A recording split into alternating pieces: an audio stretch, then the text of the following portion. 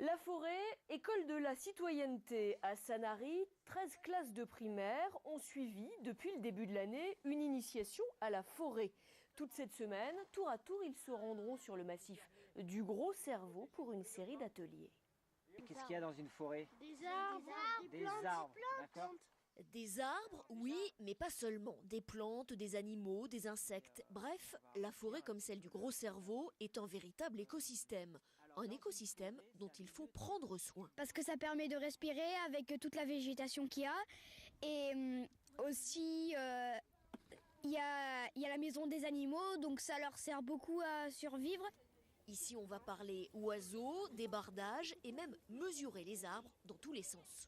75 cm de circonférence. Et après, il faut marquer la hauteur de l'arbre. Et on a mis 9,90 m, un peu grand, c'est vrai.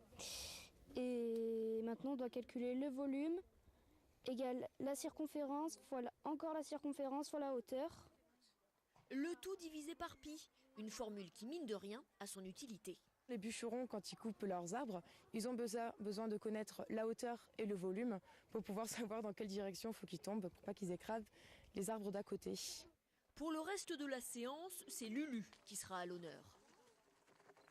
C'est le cheval qui va nous placer chaque tronc d'arbre à l'endroit où on va le lui demander.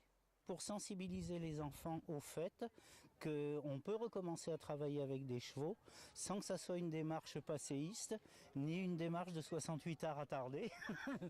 Les pompiers du Var étaient eux aussi de la partie. L'école de la forêt existe depuis plus de 9 ans. Elle a déjà formé près de 3500 enfants à devenir des citoyens de cet écosystème. Et tout ça vaut bien de terminer la journée par une bonne douche.